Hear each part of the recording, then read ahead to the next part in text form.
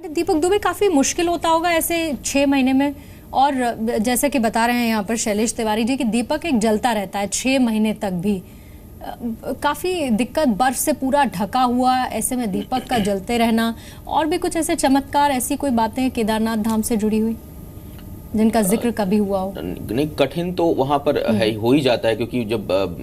Weather वहाँ बहुत, इसीलिए इस समय को लिया गया है दर्शन के लिए, आम सामान्य लोगों के लिए। योगी और जो लोग तपस्या वाले लोग हैं वो तो उस काल में भी कहीं न कहीं वहाँ रहते हैं, लेकिन जो सामान्य नागरिक हैं उनके बस का नहीं है वहाँ बाकी मौसम में वहाँ रहना। और इसीलिए बहुत कम लोग, जो मुख्य पुजारी एकाध हैं, वो लोग अपना वहाँ उस दौरान जो है वहाँ की देखरेख करते हैं। एक चीज और बताना चाहूंगा आपको, अपने दर्शकों को, कि मोदी जी का बड़ा वहां से पुराना संबंध रहा है।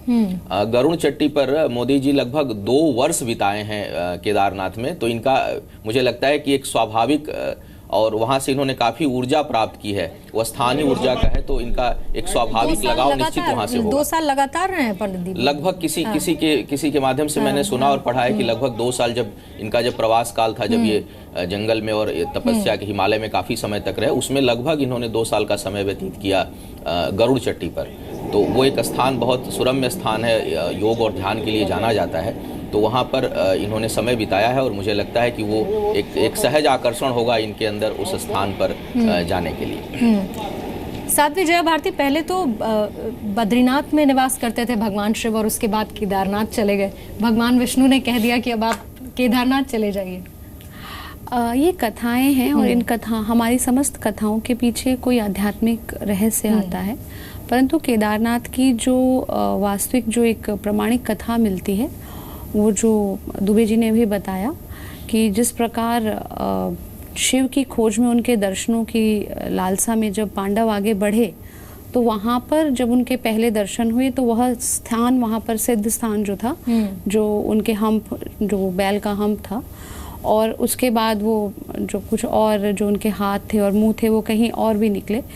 तो उसके बाद जन्मेजय ने यहाँ पर बताया, तो तब से इसको ज्योतिर्लिंग और शक्ति केंद्र मान करके मंदिर तब से यहाँ स्थापित है,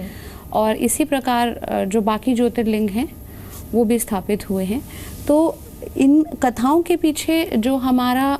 पूरा उद्देश्य रहता है, वह मनुष्य के अंदर जिज्ञासा उत्पन्न करने को रहता है। तीर्थों का महत्व ही यही है कि ईश्वरीय शक्ति के प्रति, ईश्वर को जानने के प्रति मनुष्य के अंदर जिज्ञासा पैदा हो, ईश्वर साक्षात्कार के लिए वह आगे बढ़े। तो जैसे हम पहले बात कर रहे थे पर्वों के बारे में, तो जैसे आज मोदी जी यहाँ पहुँचे हैं, तो इस पर्व की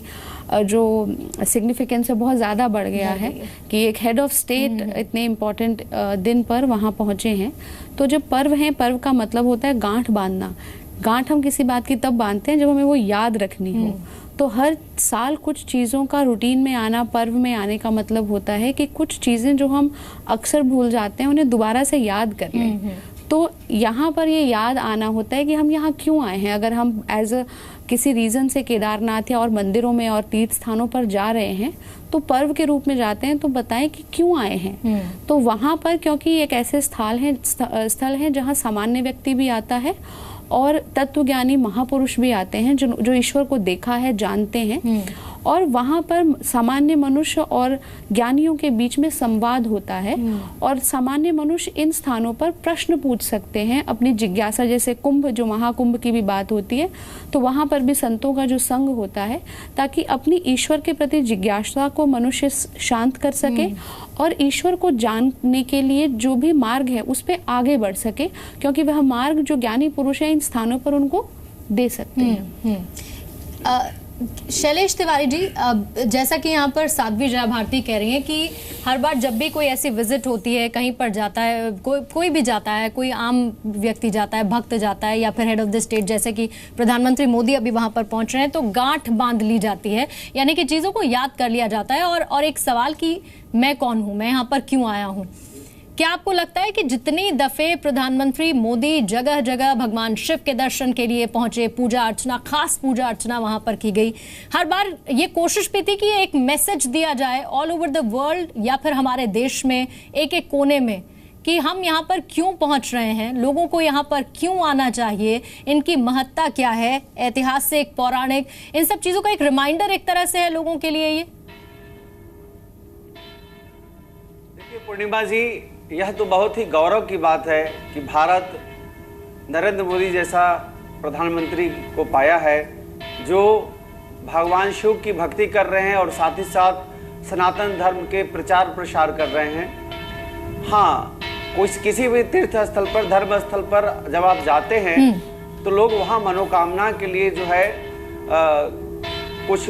लाल बत्ती बांध देते हैं, कुछ न कुछ गांठ के रूप में बांध देते हैं, और जब मनोकामना उनकी पूर्ण होती है तो फिर दोबारा जा कर के उस गांठ को खोला जाता है।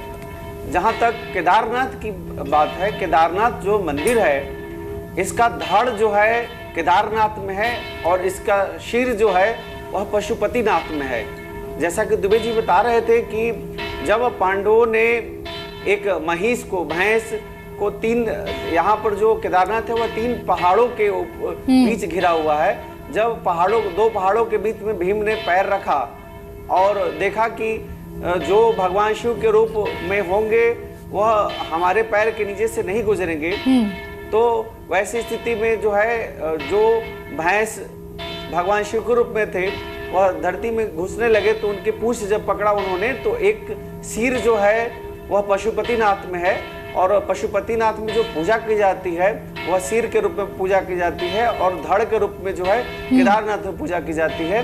और दोनों को मिल करके यह ज्योतिर्लिंग अपने आप में अद्वितीय है। और नरेंद्र मोदी या कोई भी देश का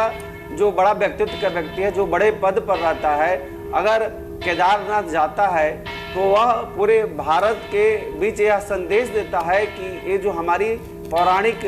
सनातन धर्म की एक बड़ा जो धर्म स्थल है, तीर्थ स्थल है, यहाँ आकर के आप भगवान शिव की आराधना कीजिए जिससे आपकी मनोकामना बिल्कुल, और सदियों से आस्था और विश्वास का ये धाम केदारनाथ कहलाया जाता है। शैलेश तिवारी जी, और देखिए अभी मंदिर से आवाजें भी आ रही हैं, अब से कुछ ही देर में प्रधानमंत्री मोदी भी वहां पर पहुंच जाएंगे, वो तस्वीरें भी हम आपको दिखाएंगे।